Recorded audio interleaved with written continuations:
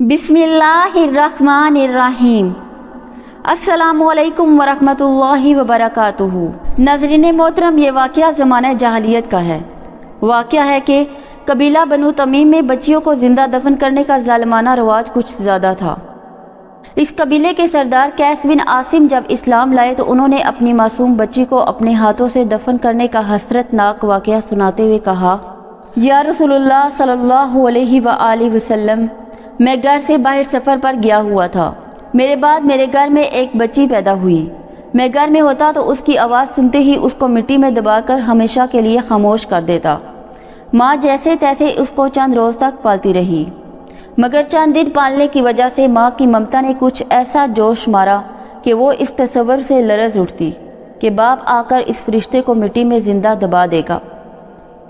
चनाचे मेरे डर से इसने अपनी प्यारी बच्ची को इसकी खाला के यहाँ भेज दिया कि वहाँ परवरिश पाकर जब बड़ी हो जाएगी तो बाप को भी रहम आ जाएगा।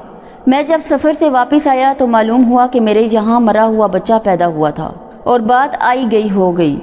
बच्ची अपनी खाला के ज़ेरे साया पलती रही, यहाँ तक कि काफ़ी बड़ी हो गई। अल्लाह का करना किसी ज़रूरत से एक दिन घर से बाहर गया। माँ ने ये सोचकर आज बच्ची का बाप घर नहीं है, क्यों ना उसको बुला लूँ, और माँ ने उसको बुला लिया। शामते अमाल कुछ देर के बाद मैं भी घर पहुँच गया। क्या देखता हूँ कि नहायत खूबसूरत बनी सवरी प्यारी सी बच्ची घर में इधर उधर दौड़ती फिर रही है। मेरे दिल में एक अनजानी मोहब्बत ने जोश मारा। बीवी ने भी मेरी निगाहों का अंदाज़ा देखकर बांप लिया कि पदरी मोहब्बत जाग उठी है और खून का असर रंग ले आया है। मैंने बीवी से पूछा, नेक बख्त, ये किसकी बच्ची है और बड़ी प्यारी बच्ची है। नाज़रीन मोहतरम, और बीवी ने सारा किस्सा सुना दिया। मैंने बेइख्तियार बच्ची को गले से लगाया। माँ ने उसको बताया कि ये तेरे बाप हैं, और वो मुझसे चिमट गई। बाप का प्यार पाकर वो तो कुछ ऐसी खुश हो गई कि अब्बा अब्बा कहते इसका मुंह सूखता था, और जब अब्बा अब्बा कहकर दौड़ कर आती तो मैं उसे गले लगाकर अजीब सुकून सा महसूस करता। नाज़रीन मोहतरम, इस तरह दिन गुजरते गए और लड़की प्यार और मोहब्बत के साए में हर फिक्र से बेपरवाह परवरिश पाती रही। मगर उसको देख देख कर मैं कभी कभी सोचता कि इसकी वजह से मुझे दामाद वाला बनना पड़ेगा। मुझे ये जिल्लत भी बर्दाश्त करना होगी कि मेरी लड़की किसी की बीवी बनेगी। मैं लोगों के सामने क्या मुंह दिखाऊंगा? मेरी तो सारी इज्जत हाक में मिल जाएगी। और आखिरकार मेरी गैरत ने मुझे झंझोड़ा।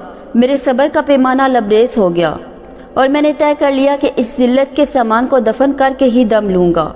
और मैंने बीवी से कहा, बच्ची को तैयार कर दो, एक दावत में साथ ले जाऊँगा। बीवी ने उसको नहलाया धुलाया, साफ सुथरे कपड़े पहनाए और बना सवार कर तैयार कर दिया। बच्ची खुशी से चहक रही थी कि अब्बा जान के साथ जा रही है, और मैं इसे लेकर एक सुनसान जंगल की तरफ रवाना हो गया। बच्ची कूदती फांदती मेरे साथ चल रही थी और मुझे संग दिल पर यह जुनून सवार था कि जल्द अज जल्द इस शर्म की पोटली को मिट्टी में दबा दूं। नाज़रीन मोहतरम, बच्ची को क्या खबर थी? मासूम बच्ची खुशी में कभी मेरा हाथ पकड़ती, कभी मुझसे आगे आगे दौड़ती, कभी प्यारी जुबान में बातें करती, यहाँ तक कि मैं एक जगह जाकर रुक गया। फिर मैंने ज़मीन में एक गड्ढा खोदना शुरू कर दिया। बच्ची हैरान थी कि अब्बा जान यहाँ सुनसान जंगल में ये गड्ढा क्यों खोद रहे हैं, और पूछती, अब्बा ये क्यों खोद रहे हैं? इसे क्या खबर थी कि जालिम बाप इस चहकती फूल सी बच्ची के लिए कब्र खोद रहा है ताकि हमेशा के लिए इसे खामोश कर दे।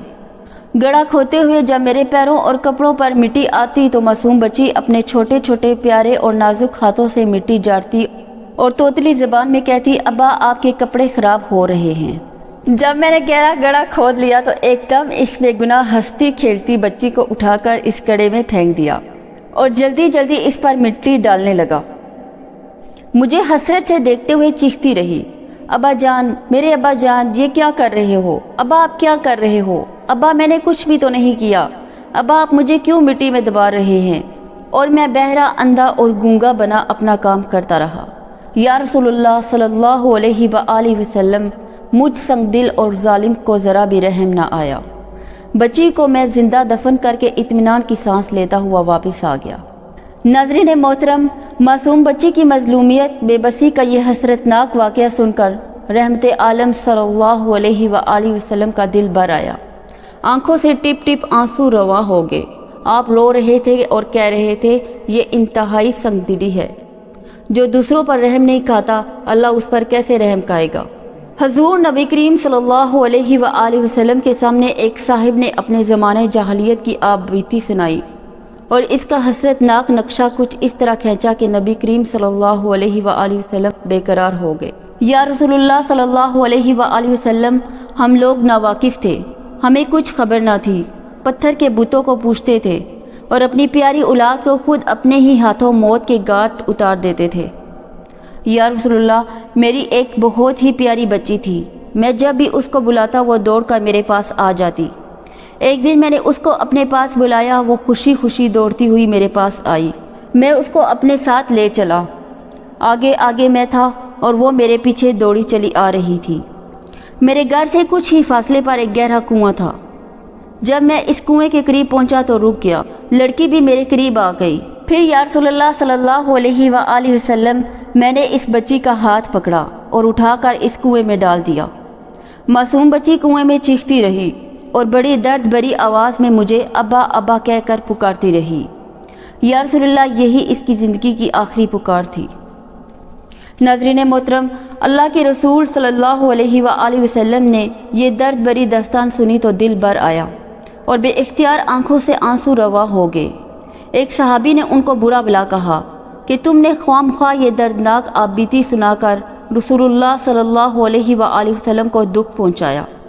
رسول اللہ صلی اللہ علیہ وآلہ وسلم نے سنا تو فرمایا، نہیں، ان سے کچھ نہ کہو، ان سے کچھ نہ کہو، اس پر جو مصیبت پڑی ہے یہ اس کا علاج پوچھنے آئے ہیں۔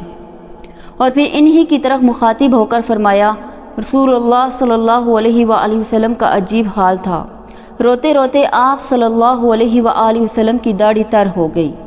پھر ان سے کہا، تم اسلام لے آئے ہو تو اس برکت سے زمانے جاہلیت کے سارے گناہ معاف ہو گئے، جاؤ اور اب اچھے کام کرو۔ اللہ ہی بہتر جانتا ہے کہ کتنی بے گناہ اور بے بس بچیاں اس ظلم اور صفا کا نشانہ بنی ہیں، اور کتنے دنوں تک بیٹیاں اپنے ماں باپ کے ہاتھوں زندہ دفن ہوتی رہیں۔ اگرچہ اس دور میں بھی کچھ رحم دل خدا ترس انسان ضرور تھے جو لڑکیوں کو اس ظلم اور بربریت سے بچانے کے لیے اپنی کوششیں کرتے